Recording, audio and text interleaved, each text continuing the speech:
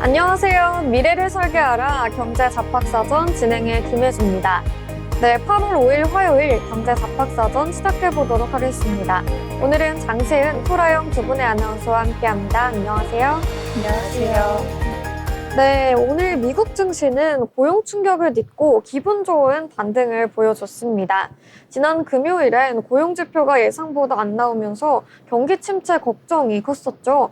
하지만 오늘은 그래도 금리 인하가 가까워진 것 아니냐라는 기대감이 커지면서 증시가 강하게 출발을 해줬습니다.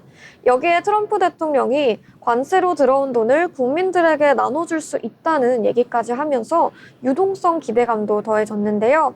이런 분위기 속에서 기술주의 매수세가 몰리면서 나스닥이 2% 가까이 뛰었고요. 다우와 S&P 500 소형주 지수 모두 상승 마감했습니다. 트럼프 대통령은 고용보고서가 조작됐다고 주장하기도 했는데요. 전문가들은 최근 통계 오류는 팬데믹 이후 설문 응답률이 낮아졌기 때문이라고 설명했습니다. 실제로 매년 자료를 수정하고 있고요. 올해도 60만 명 이상 고용 수치가 내려갈 가능성이 크다는 분석도 나오고 있습니다. 오늘 발표된 고용 동향지수도 2022년 이후 가장 낮은 수준을 기록하면서 고용시장이 서서히 식고 있다는 걸 보여줬는데요. 다만 실업수당 청구 건수는 아직 크게 늘지 않아서 급격한 침체는 아니라는 평가도 있습니다. 결과적으로 연준이 생각하는 것보다 고용이 더 나빠지고 있는 거 아니냐는 해석에 따라 9월 금리 인하 기대는 더 커졌고요. 이에 따라 주식시장이 반등한 겁니다. 하지만 앞으로 발표될 지표들이 계속 나쁘게 나오면 다시 시장이 흔들릴 수 있는 만큼 변동성 흐름 계속해서 주의하셔야겠습니다.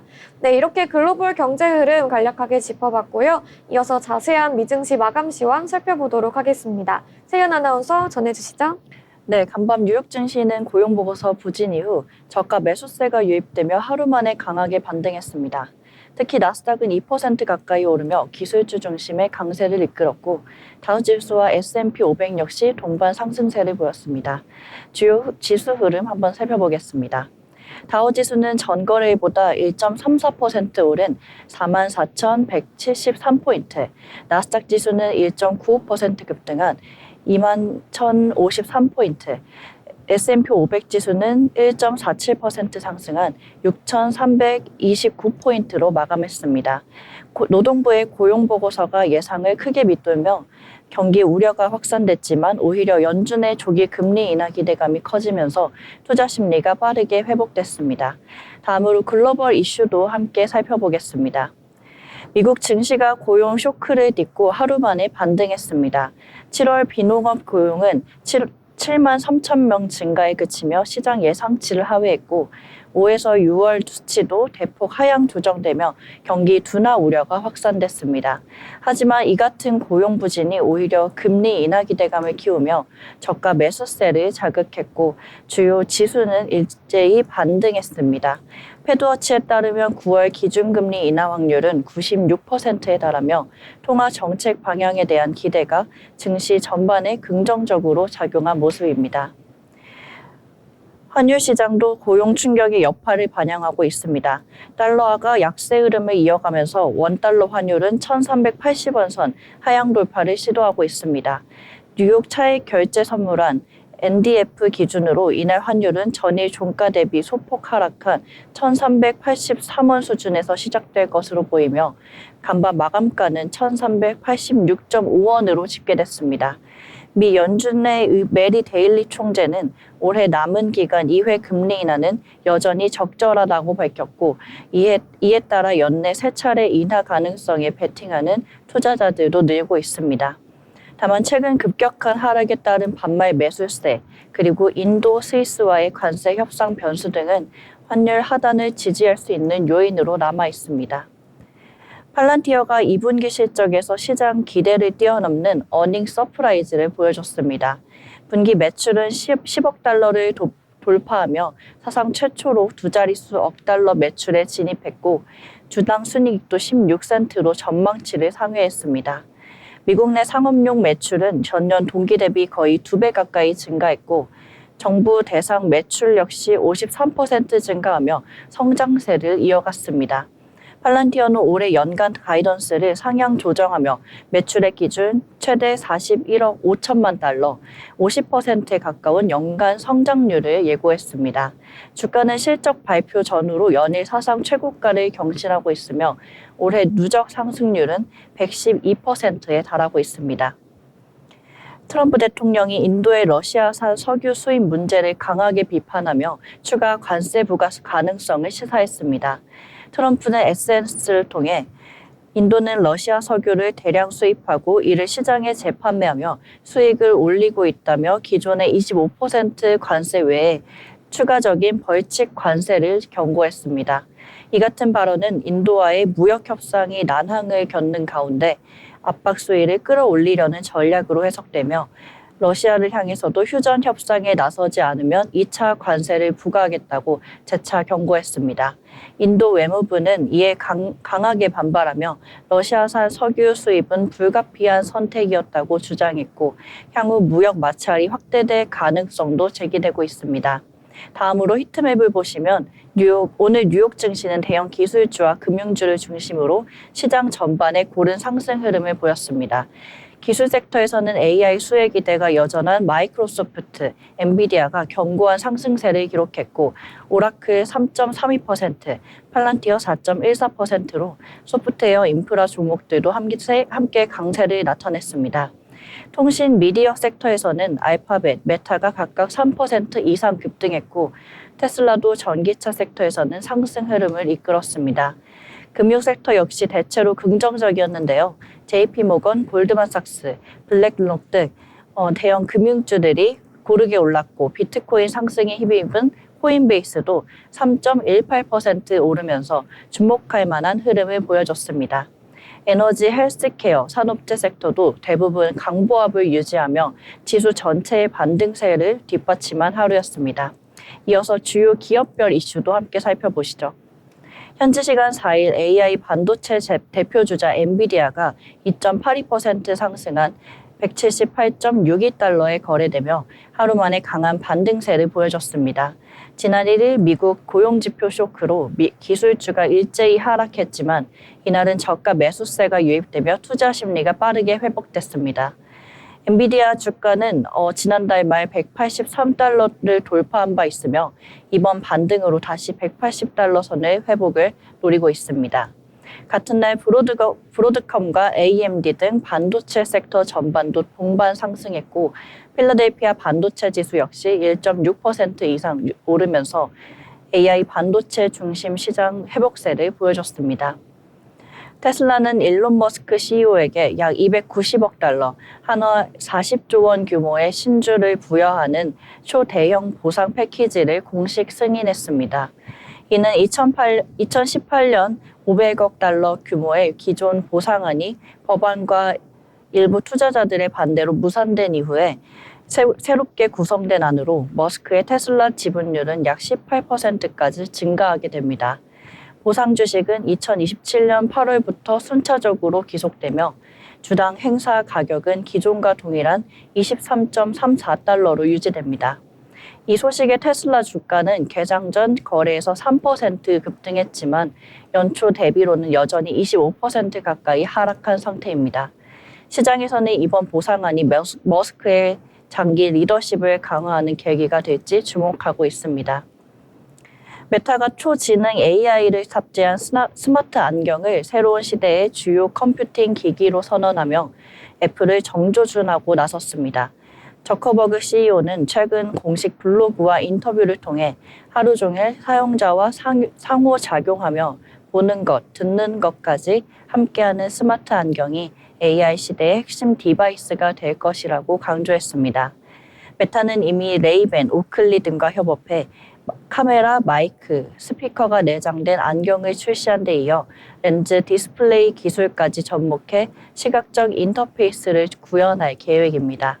이에 대해 애플은 AI 기기는 아이폰을 보완할 뿐 중심은 아니다라며 상반된 전략을 내세우고 있어 양사의 하드웨어 주도권 경쟁도 본격화될 전망입니다. 애플이 자체 AI 검색 엔진 개발에 본격 착수하며 구글과의 검색 의존 구조 탈피를 준비 중입니다. 애플은 올해 초 AKI라는 신규 팀을 출범시키고 시리 스포트라이트, 사파리에 통합 가능한 대화형 답변 엔진을 구축하고 있는 것으로 알려졌습니다. 기존에는 챗봇 수요에 회의적인 입장이었지만 전 세계적으로 챗GPT, 제미나이 등 생성형 AI 검색이 확산되며 내부 기류가 변화한 것으로 보입니다. 애플은 현재도 구글 검색 기본 설정을 통해 연간 약 28조 원의 수익을 얻고 있지만 미 법무부의 독점 소송 압박과 AI 검색 시장의 급격한 재편 속에서 자체 검색 기술의 필요성이 더 커진 상황입니다. 아이폰 17 시제품 테스트도 함께 목격되며 AI 검색을 둘러싼 차세대 제품 전략에도 관심이 쏠리고 있습니다. 지금까지 미증시 마감 시황 전해드렸습니다. 네, 미증시 마감 시황 살펴봤습니다. 오늘 뉴욕 증시는 금리 인하 기대감이 커지면서 반등에 성공하는 모습을 보여줬습니다. 오늘 우리 시장에서 어떠한 영향을 미칠지 저희와 함께 살펴보시면 좋겠고요. 이어서 저희는 기업에 대해 알아보는 시간 가져보도록 하겠습니다. 나영 아나운서 전해주시죠. 네, K-팝이라는 산업을 처음 만든 회사, 그리고 지금도 전 세계 콘텐츠 시장에서 진화를 멈추고 있지 않는 기업. 오늘 소개할 기업은 SM엔터테인먼트입니다. 한때는 1세대 아이돌의 기획사로 불렸지만 이제는 콘텐츠, 기술, 플랫폼까지 아우르는 글로벌 IP 기업으로 변화하고 있습니다. SM은 기획사에서 콘텐츠 회사로 이제는 플랫폼 회사로 진화 중입니다. SM엔터테인먼트는 1995년 작곡가이자 프로듀서인 이수만이 설립했습니다. 당시만 해도 K-팝이란 단어조차 생소했지만 H.O.T, SES, 신화 같은 그룹을 차례로 데뷔시키면서 기획형 아이돌의 틀을 처음 만들었죠. 연습생, 트레이닝, 데뷔로 이어지는 시스템, 그리고 음악, 퍼포먼스, 콘셉트를 결합한 완성도 있는 콘텐츠. 이 모든 걸 산업구조로 만든 게 바로 SM의 시작이었습니다. SM은 아티스트 자체를 하나의 콘텐츠로 보고 이들의 음악, 영상, 캐릭터, 굿즈까지 연결하는 IP 비즈니스 모델을 가장 먼저 실행했습니다. 공연 브랜드 SM타운, 가상세계관 광야, 그리고 팬들과 함께하는 콘텐츠까지. SM은 아티스트 중심 산업이라는 개념을 처음부터 지금까지 일관되게 보여주고 있습니다. 특히 2020년부터 비욘드 라이브를 통해 세계 최초로 메타버스 콘서트를 선보이며 다시 한번 주목받았죠. 하지만 변화를 앞둔 순간도 있었습니다. 2023년 이수만 총괄 프로듀서가 퇴진하고 경영권을 두고 하이브와 카카오가 인수 경쟁에 나서게 되죠. 결국 SM은 카카오 품에 안기게 되면서 이후 SM 3.0 전략을 발표하며 새로운 체제로 전환합니다. 이 사건은 단순한 인수합병을 넘어서 K-팝 산업 거버넌스가 바뀌는 순간으로 평가되고 있습니다. SM 3.0 전략의 핵심은 하나의 총괄이 모든 걸 결정하는 방식에서 벗어나는 겁니다. 4개의 제작센터가 독립적으로 활동하고 아티스트마다 전담 제작팀이 붙으면서 음악 스타일도 훨씬 다양해졌습니다. 이제는 에스파, 라이즈, NCT 유닛들까지 서로 다른 색깔의 음악과 컨셉트를 보여줄 수 있게 된 겁니다. 하이브의 멀티 레이블 방식과 굉장히 닮아 있지만 SM만의 감성과 음악성이 더해진 구조입니다. SM은 지금 음악을 넘어 IP 콘텐츠 회사로 넘어가고 있습니다. 예를 들어 클래식 전문 레이블 SM 클래식스, 스토리 영상 콘텐츠를 제작하는 스튜디오 광야, 그리고 굿즈나 브랜드를 만드는 SM 브랜딩 마케팅까지. 또한 카카오의 플랫폼을 통해 멜론, 카카오 페이지, 카카오톡 이커머스와 연계되며 팬들과의 접점을 넓혀가고 있죠. 음악 산업을 넘어 유통과 콘텐츠 소비 방식까지 바꾸고 있는 중입니다. SM의 미래는 감성과 기술의 만남에 있습니다. AI 작곡, 가상 아티스트, 인터랙티브 콘텐츠, 팬 참여형 콘서트, 그리고 기술을 통해 팬 경험을 더 풍부하게 만들려는 시도가 이어지고 있습니다. 그리고 카카오와의 시너지를 통해 음악을 더 다양한 플랫폼에서 즐길 수 있는 구조를 만들어가고 있습니다. SM은 30년 전 아이돌이라는 새로운 음악 문화를 만든 기업이었습니다. 그리고 지금은 플랫폼 중심의 글로벌 IP 기업으로 다시 한번 변화를 시도하고 있습니다. 음악, 기술, 팬의 경험이 어떻게 하나로 연결될 수 있는지 그 질문의 답을 SM이 써내려가고 있습니다. 지금까지 SM 엔터테인먼트 이야기였습니다. 네, SM 엔터테인먼트 기업에 대해서 함께 알아봤습니다. 이어서 저희는 오늘 나온 이슈들 하나하나 짚어보려고 하는데요. 세연 아나운서 준비해 주신 내용 전해주시죠. 오늘 신문에서 발췌한 뉴스를 전해드리는 뉴스 브리핑 시간입니다. 첫 번째 소식입니다. 7월 소비자 물가가 전년 대비 2.1% 상승하며 2개월 연속 2%대 상승률을 이어갔습니다. 특히 생활 물가 지수는 2.5% 오르며 체감 물가가 부담이 확대됐는데요. 가공식품 중에서는 커피 가격이 무려 15.9% 급등했고 빵도 6.4%나 상승했습니다.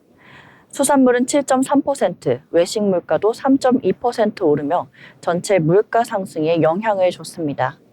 반면 배추와 당근 등 주요 채소류는 가격이 크게 하락했고 전기, 가스, 수도요금 역시 전년 대비 2.7% 상승에 그쳐 상승 압력을 일부 완화했습니다. 통계청은 커피의 경우 출고가 반영 시점이 늦어진 영향이라면서 단기적 하락은 쉽지 않다고 분석했습니다.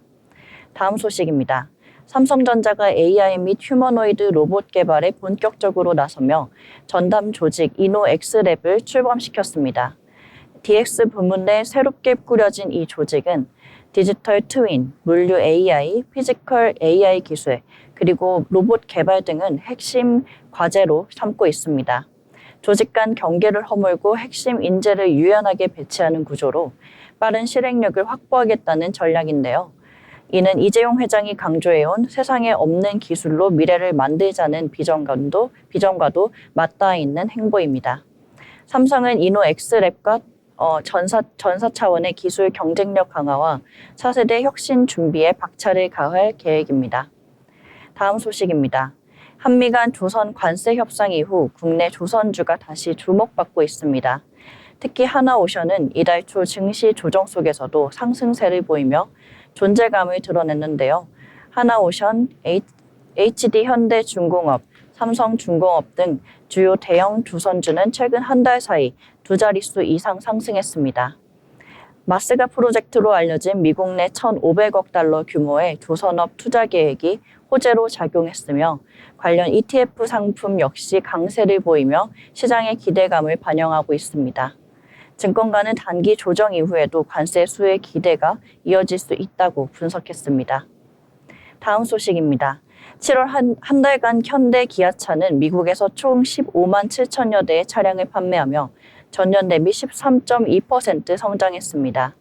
현대차는 14.4%, 기아는 11.9% 증가했으며 친환경차 판매량은 무려 42.6%나 증가한 4만 대를 기록했는데요. SUV 모델의 강세도 눈에 띄었습니다.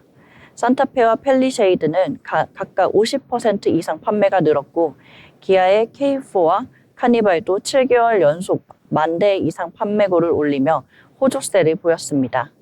특히 전기차 부문에서는 현대차가 72.7% 급등한 반면에 기아는 소폭 감소하며 대조적인 흐름을 보였습니다.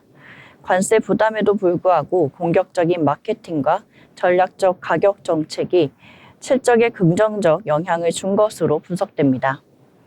마지막 소식입니다. 손흥민 선수가 메이저리그 사커 MLS로 이적할 가능성이 점점 구체화되고 있습니다. 미국 현지 매체는 손흥민의 이적료가 최대 2,700만 달러, 하나로 약 359억 원에 달할 것으로 전망했는데요. 이는 MLS 역사상 최고 이적료가 될 수 있는 금액입니다. LAFC 구단은 최근 한국에서 손흥민 및 토트넘과 협상을 이어간 것으로 전해졌고 손흥민은 프리시즌 일정 종료 후에 한국에 남아 이적 준비를 이어가는 모습입니다. 이미 빅리그 경력과 브랜드 가치를 갖춘 손흥민이 미국 무대에서 어떤 활약을 펼칠지 기대가 모아지고 있습니다. 지금까지 뉴스 브리핑이었습니다. 네, 뉴스 브리핑 전해주셨습니다. 저희와 함께 오늘 나온 이슈들 살펴보시면서 투자에 참고해보시면 좋겠습니다. 아울러 본 방송에서 제공하는 정보는 투자 판단에 대한 조언일 뿐 해당 종목의 가치, 상승 또는 하락을 보장하지 않습니다.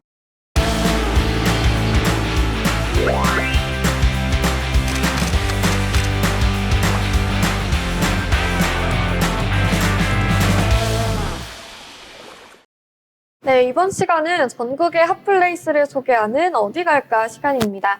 오늘은 임나연 아나운서와 함께 하겠습니다. 안녕하세요. 안녕하세요.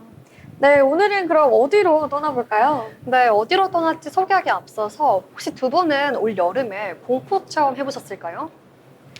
저는 최근에 노이즈라는 공포영화 한번 봤었는데 아, 제가 네. 무서운 걸 안 좋아해서 거의 눈 가리고 무서우셨군요. 네. 혜주 아나운서님도 혹시 공포 체험 하셨을까요? 저는 공포를 무서워해가지고 음, 최근에 한 적은 없습니다. 네. 제가 오늘 소개할 곳은요, 바로 공포 체험을 할 수 있는 곳인데요. 바로 한국민속촌의 여름 한정 프로그램, 바로 심야 공포촌을 소개하겠습니다. 네, 심야 공포촌 이름만 들어도 무서운데요. 어떤 행사인가요? 네, 심야 공포촌은요, 경기도 용인시에 위치했고요. 한국민속촌이 매년 여름마다 손모이는 공포체험 테마 행사입니다. 올해는요, 7월 25일부터 8월 24일까지 한 달간 매일 밤 진행이 되고요. 운영 시간은 오후 4시부터 밤 12시까지입니다. 밤이 깊어질수록 무서움도 함께 깊어지는 그런 프로그램인데요. 심야권은요, 오후 4시 이후 입장이고요. 성인은 약 17,000원, 그리고 아동과 청소년은 할인 요금이 적용됩니다. 공포체험 콘텐츠는 일부 유료 콘텐츠까지 있습니다. 네, 프로그램이 굉장히 많은 것 같은데 민속촌도 커서 되게 재밌게 즐길 수 있을 것 같아요. 네, 하나 더 궁금한 게요. 예약은 미리 해야 하나요? 네, 예약을 해야 하는 프로그램도 있고요. 현장 접수도 가능한 프로그램이 있습니다. 특히 주말 저녁은요, 빠르게 매진되기 때문에 한국민속촌 공식 홈페이지에 미리 예매하시는 것을 추천드립니다. 다만 현장 예매까지 가능하니 참고해주세요. 네, 또한 심장질환자와 임산부는 일부 체험에 제한이 있을 수 있으니 그것까지 기억하시면 좋을 것 같습니다. 네, 또한 무더위를 고려해서 편한 운동화와 가벼운 옷차림은 필수겠죠. 네, 그렇다면 좀 더 자세한 프로그램도 소개해 주시겠어요? 네, 총 4가지 메인 프로그램을 들고 왔습니다. 그럼 하나하나씩 차근차근 알아보겠습니다. 첫 번째는요, 살기욕인데요. 살기욕은 야외 전통 가옥에서 펼쳐지는 귀신 추격 체험입니다. 미로처럼 얽힌 조선시대 감옥에서 탈출을 해야 하는데요. 어둠 속에서 도살인 살기가 관람객을 쫓아옵니다. 운영 시간은요, 오후 4시부터 자정까지입니다. 두 번째는요, 혈안 식기가 있는데요. 폐쇄된 실내 공간에서 공포 연극 형식으로 진행되는 호러 하우스입니다. 조선 전설 속 시체를 먹는 귀신, 식기가 깨어나는 설정이고요. 운영 시간은 마찬가지입니다. 네, 세 번째는요, 조선 살인 수사입니다. 직접 탐정이 되어서 미제 사건을 추리하는 건데요. 증거 수집부터 범인 색출까지 모두 서늘해지는 체험입니다. 운영 시간은요, 오후 2시부터 밤 10시까지 운영합니다. 마지막으로 미명 기전과 옥사 창궐 프로그램이 있는데요. 각각 조선 저택 귀신 설화와 전염병으로 뒤쌓인 그런 옥사를 배경으로 한 체험입니다. 이런 4가지 체험 중에서 혹시 두 분은 어떤 걸 제일 하고 싶으세요? 저는 방탈출 같은 걸 되게 좋아해서 네. 문제 풀고 추리하는 거 좋아해가지고 세 번째로 알려주셨던 조선 살인수사 한번 해보고 싶습니다. 네, 저는 미로를 좋아해서 첫 번째로 알려주신 살기욕 프로그램을 한번 해보고 싶습니다. 네, 저는 직접 갔다 왔는데요. 미명 기전 그리고 살기욕을 체험하고 왔습니다. 네. 근데 너무 무서워가지고 즐기진 못하고 계속 뛰어다녔어요. 네, 그러면 이어서 또 다른 체험까지 말씀을 드리려고 하는데요. 네, 꼭 체험하지 않더라도 주변에 곳곳에 귀신이 출몰합니다. 그것까지 참고하시면 한국 민속촌을 제대로 즐길 수 있을 것 같은데요. 네, 그러면은 공포 체험 말고 다른 즐길거리 말씀드리겠습니다. 심야 공포촌은요, 공포뿐만 아니라 공연과 야시장 분위기도 가득한데요. 조선의 요괴들과 한판 승부하는 소름 놀이터가 있고요. 망자와의 내기에서 승리해야 하는 망자 내기도 있습니다. 또한 심야 운세까지 있으니 다 참고해 주시면 좋을 것 같고요. 이 3가지 프로그램 모두 추가 비용이 있습니다. 그리고 음식까지 심야 느낌으로 있는데요. 소름 심야 식당, 꽃이 피는 여름밤 매장 등 장터 곳간까지 있습니다. 네, 음식까지 색달라서 너무 기대가 되는데 특히 피눈물 빙수가 너무 궁금한 것 같아요. 네. 네, 하나의 체험으로 이 모든 것들을 할 수 있다는 게 신기할 정도로 즐길 거리가 많은데요. 이 체험들을 알차게 즐기려면 어떤 준비가 필요할까요? 네, 바로 신발이 중요할 것 같은데요. 저는 생각하지 못하고 높은 샌들을 신고 갔어요. 근데 너무 발이 아파서 여러분은 꼭 편한 운동화, 그리고 짐은 최소화로 가져가시면 좋겠습니다.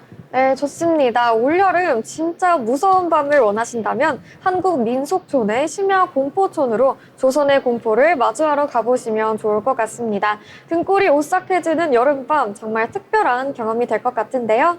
지금까지 임나연 아나운서와 함께한 어디 갈까 시간이었습니다.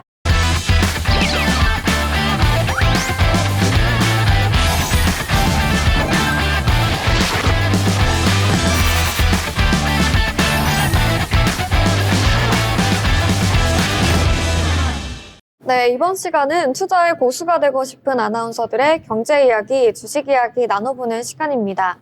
먼저 8월 5일 화요일 국내 증시 마감 상황 짚어보겠습니다. 양시장 모두 어제에 이어서 플러스권으로 마무리가 됐는데요. 자세한 지수 분위기 코스피부터 체크해보도록 하겠습니다.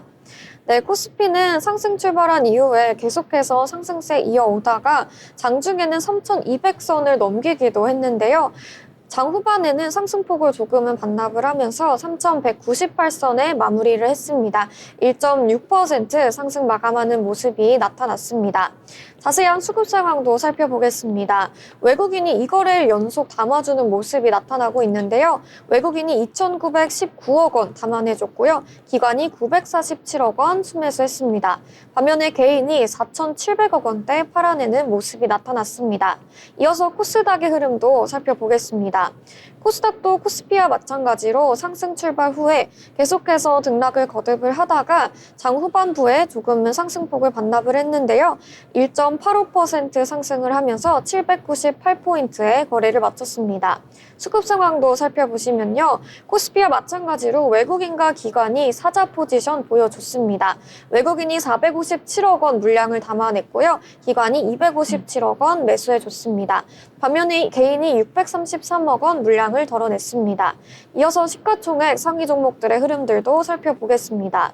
네, 먼저 코스피입니다. 전반적으로 빨간불 켜주는 모습인데요. 삼성전자는 7만전자를 오늘도 사수하지 못하고 69,900원에서 거래를 마쳤습니다. 0.29% 상승하면서 종가 형성했고요. SK하이닉스도 2%대 강세 보여줬습니다. 263,500원에 종가 형성했습니다. 오늘 시장에서는 자동차주가 약세를 보였는데요. 현대차는 0.24% 소폭 하락했고요. 기아도 1.36% 하락을 해줬습니다. 이어서 코스닥의 흐름도 짚어보겠습니다. 네, 전반적으로 빨간불 켜졌고요. HLB와 삼천당 제약을 제외하고는 모두 상승하는 모습이 나타났는데요. 오늘 시장에서는 2차 전지주들이 강한 흐름 보였습니다. 에코프로 BM이 장중에 호실적을 발표를 하면서 급등하는 흐름이 나타났습니다. 에코프로 BM이 15.28% 강하게 급등해주면서 124,500원에 거래를 마쳤고요. 에코프로도 8%대 강한 상승세 보여줬습니다. 52,100원에 종가 형성했습니다. 네, 이렇게 시총 상위 종목들의 흐름까지 살펴봤습니다. 국내 증시 마감 상황 살펴봤고요. 이어서 저희는 오늘 시장에서 특징적인 종목들 하나하나 짚어보도록 하겠습니다. 먼저 첫 번째 특징주입니다. 세은 아나운서 전해주시죠. 네, 제가 첫 번째로 가져온 특징주는 에코프로 BM입니다. 2차전지 대표 소재주인 에코프로 BM이 예상치를 크게 웃도는 2분기 실적을 발표하며 오랜만에 강한 상승 랠리를 펼쳤습니다. 5일 오전 에코프로 BM은 전일 대비 16.67% 오른 12만 6천 원에 거래됐으며 모회사인 에코프로도 10% 넘게 동반 상승하면서 투자 심리가 확산됐는데요. 회사 측에 따르면 2분기 매출은 7,797억 원, 영업이익은 490억 원으로 시장 예상치 대비 각각 9%, 무려 302%를 초과하는 어닝 서프라이즈를 기록했습니다. 이는 고순도 하이니켈 양극재의 수요 회복과 글로벌 전기차 업체들과의 안정적인 공급 계약이 수익성을 빠르게 회복시킨 것으로 해석됩니다. 최근 2차전지 업종 전반의 실적 우려와 주가 부진이 이어졌던 가운데 에코프로 BM의 깜짝 실적은 섹터 전반에 훈풍을 불어넣는 신호탄이 될 수 있다는 기대감도 함께 커지고 있습니다. 이 같은 이슈 반영되면서 에코프로비엠 오늘 장에서 강한 상승 흐름 보이면서 12만 3,600원에 종가 마무리했습니다. 네, 말씀해주신 대로 오늘 에코프로비엠이 시장의 기대를 훌쩍 뛰어넘는 실적을 발표하면서 시장의 주목을 한몸에 받았습니다. 장중에 16%대 강세를 보이기도 했는데요. 2분기 영업이익이 시장 예상치보다 무려 30% 이상 상회했다는 점, 투자자들 입장에선 분명히 긍정적인 시그널인데요. 특히 최근 2차 전지 섹터가 전반적으로 조정 흐름을 보였던 상황에서 이렇게 실적으로 기반을 다진 기업의 반등은 의미가 더 큽니다. 여기에 국내뿐 아니라 글로벌 전기차 수요 확대 흐름도 지속되고 있는 만큼 하반기 실적 기대감 역시 이어질 수 있는 구간입니다. 다만 단기간 급등에 따른 차익 매물출의 가능성은 늘 염두에 두셔야겠고요. 에코프로비엠의 실적 반전이 2차 전지 섹터 전반에 투심을 회복시킬 수 있을지 좀 더 계속해서 지켜보시면 좋겠습니다. 네, 이렇게 2차 전지 관련해서 이야기 나눠봤고요. 이어서 다음 특징주 넘어가 보도록 하겠습니다. 비만 치료제 관련해서 준비를 해봤는데요. 요즘 제약 바이오 섹터에서 가장 뜨거운 키워드 바로 GLP-1 계열 치료제입니다. 이미 비만 치료제 시장에서 전 세계적으로 엄청난 돌풍을 일으킨 위고비와 마운자로 이제는 심혈관 치료까지 그 전장을 확장하면서 제약 산업의 패러다임 자체를 바꾸고 있습니다. 글로벌 트렌드가 이렇게 빠르게 움직이다 보니까 오늘 국내 시장에서도 관련 기대감이 반영된 움직임이 뚜렷하게 나타났는데요. 대표적으로 HK 이노엔이 눈에 띕니다. 자체적으로 GLP-1 계열 후보 물질을 개발 중인데요. 최근에는 실제로 비만 치료제 개발을 위한 전임상 진입 소식까지 전해졌죠. 또 한미약품, 삼성바이오로직스, ABL 바이오처럼 글로벌 빅파마들과 협업 가능성이 거론되는 종목들도 투자자들의 관심을 받고 있습니다.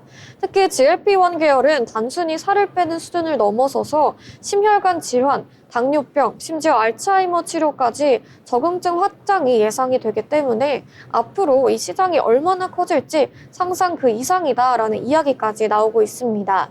다만 아직 국내 기업들은 임상 초기 단계가 많기 때문에 기술 수출이나 글로벌 파트너십 소식에 따라 주가 변동성이 클 수 있겠고요. 장기적인 안목에서 실적 반영까지는 시간이 필요하다는 점도 계속해서 체크해 보시면 좋겠습니다.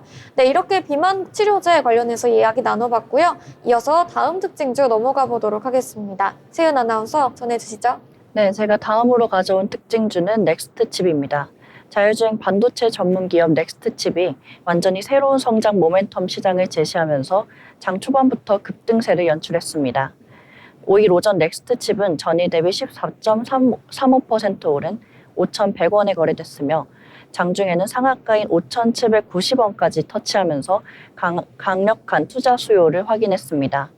넥스트칩은 이날 자체 개발한 방산용 비전 센서칩을 기반으로 군사용 드론, 스마트 조준경, 무인 장갑차 등 다양한 국방 플랫폼에 적용할 수 있는 솔루션을 공개했습니다. 특히 이번 제품에서는 회사의 대표 칩셋인 아파치6 플랫폼 기술이 통합돼 있으며 여기에 자체 열화상 프로세서까지 더해지면서 복합 센서 융합 기반의 고정 및 고신뢰 방산 센서 기술력이 완성됐습니다. 자율주행 AI 기술을 기반으로 한 방산 전환 스토리는 넥스트칩의 기술 스펙트럼을 넓히는 동시에 새로운 매출원 확보 기대감으로 투자자들의 주목을 받고 있습니다. 이 같은 흐름 속에서 넥스트칩 오늘장에서 상승 흐름 보이면서 4,970원에 종가 형성했습니다.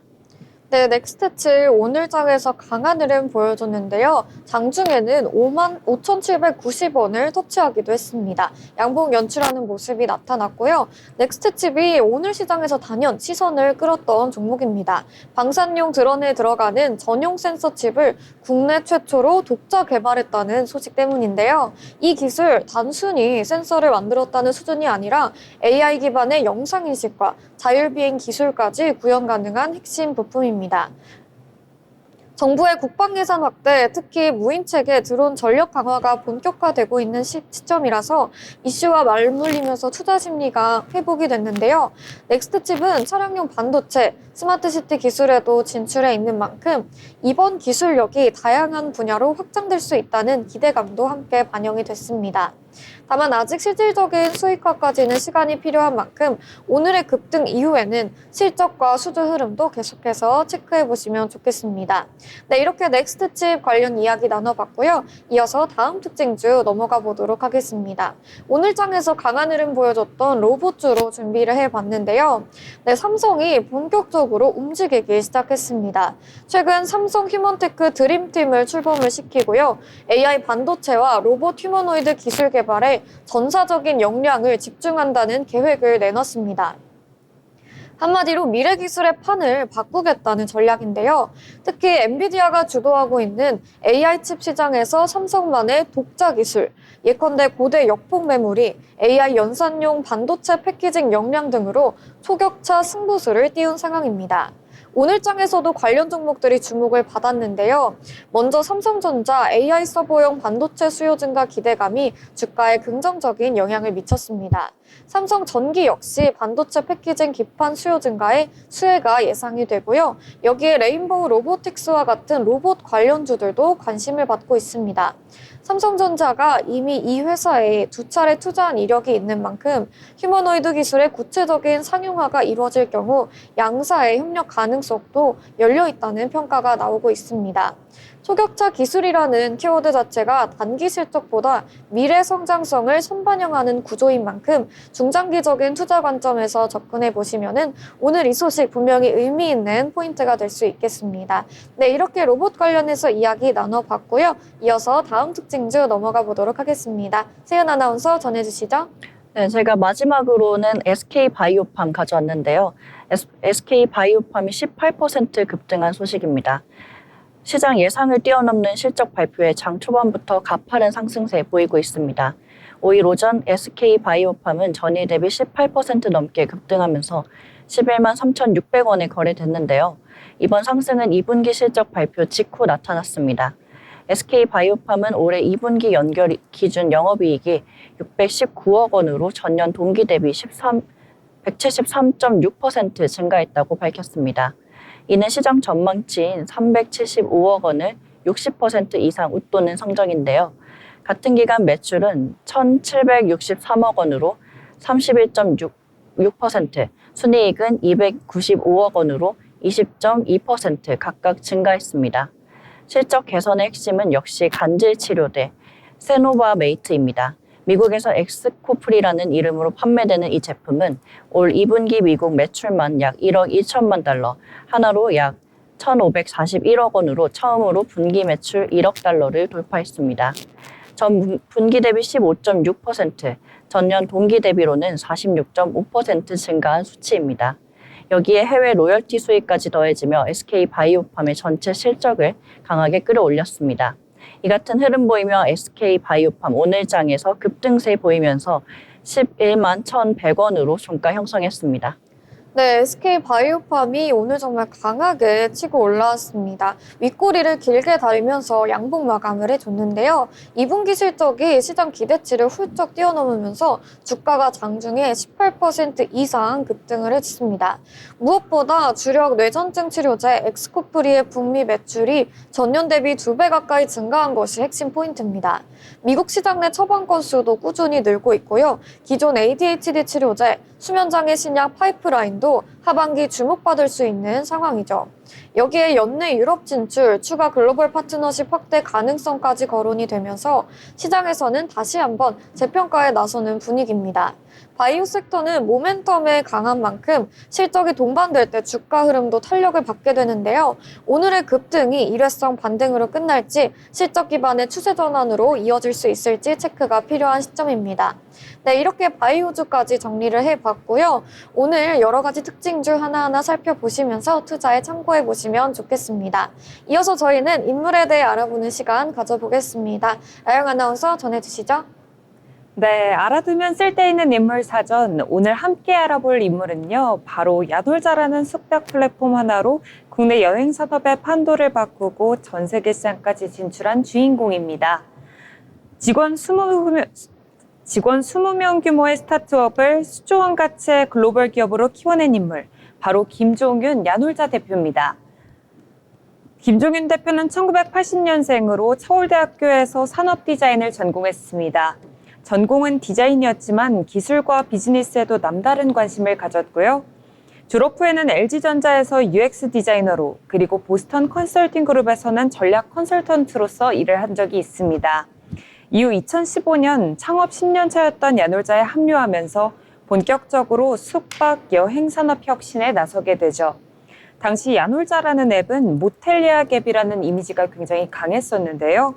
김 대표는 운영 총괄을 거쳐 CEO로 올라서면서 회사의 방향을 완전히 바꿔냅니다. 성인 대상 중심에서 벗어나 가족, 레저 고객까지 아우르며 이용층을 넓혔고 그리고 예약부터 체크인, 객실 관리까지 디지털로 운영할 수 있는 시스템을 도입했습니다. 단순한 숙박 앱을 넘어 호텔 운영 솔루션을 수출하는 기업으로 변화시킨 거죠. 그 결과 야놀자는 국내 시장을 넘어 동남아, 중동, 유럽 등 글로벌 무대로 진출하게 됩니다. 호텔 솔루션 기업들을 잇따라 인수하면서 여행 IT 기업으로서의 입지를 다졌고요. 2021년에는 소프트뱅크 비전펀드로부터 약 2조 원의 투자를 유치하면서 야놀자는 글로벌 데카콘 기업 반열에 오르게 됩니다.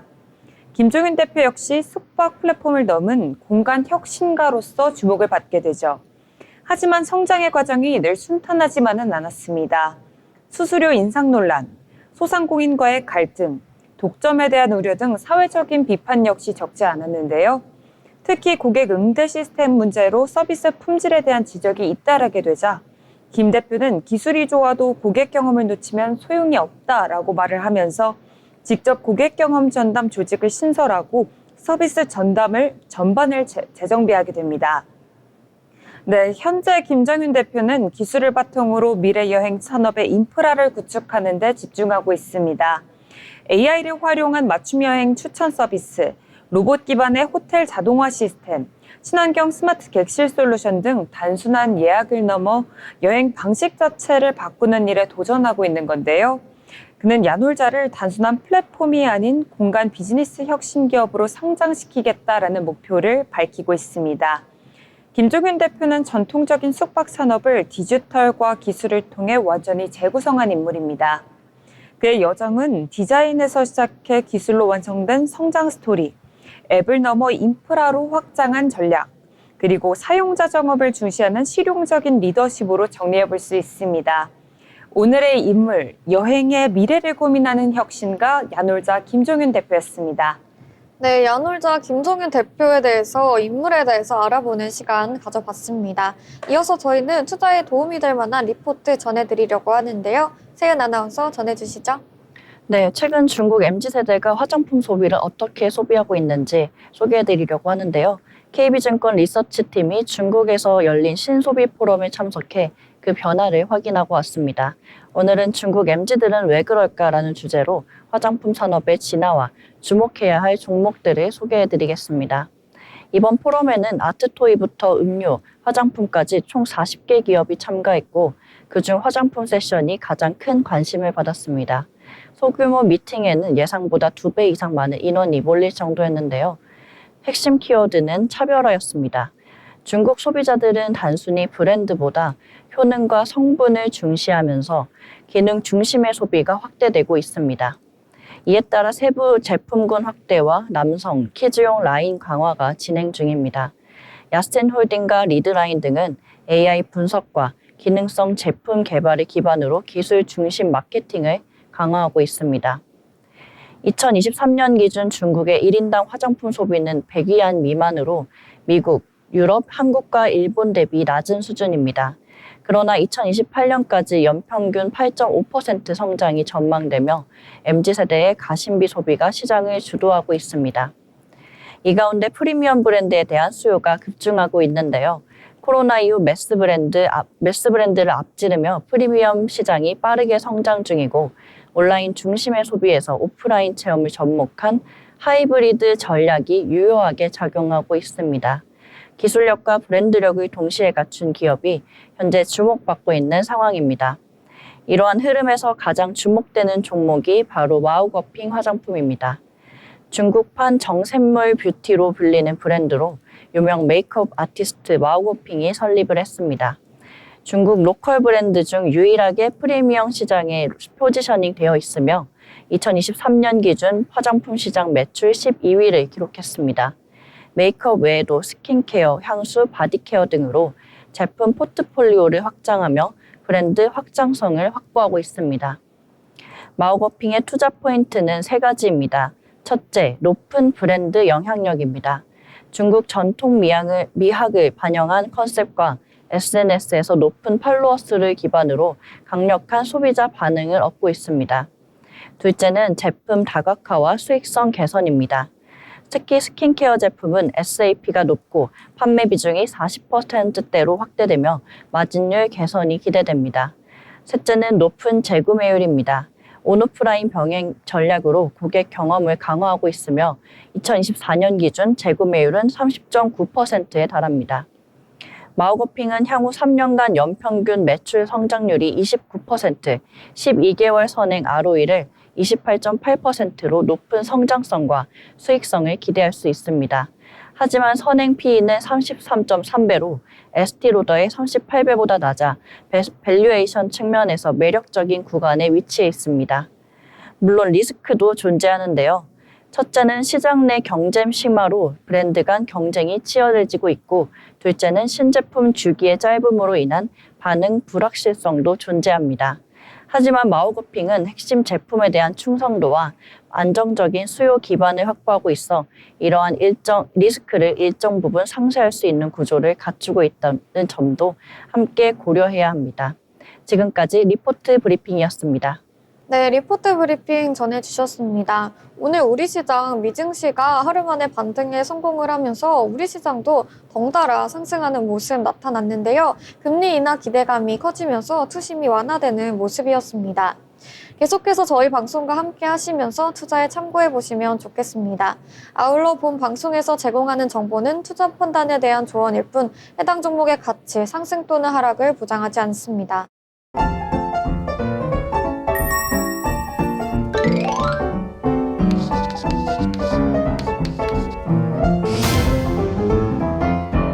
네, 오늘장 한 줄평 시간입니다. 오늘의 마지막 순서인데요. 한 분 한 분 오늘 시장에 대해서 이야기 나눠보도록 하겠습니다. 먼저 라영 아나운서, 오늘 시장 어떻게 보셨을까요? 네, 고용지표 부진이 오히려 호재로 작용한 하루였는데요. 오히려 좋아라고 한 줄 평해 볼 수 있을 것 같습니다. 금리 인하 기대감에 뉴욕 증시는 기술주를 중심으로 아주 힘차게 반등하는 모습 보실 수 있었습니다.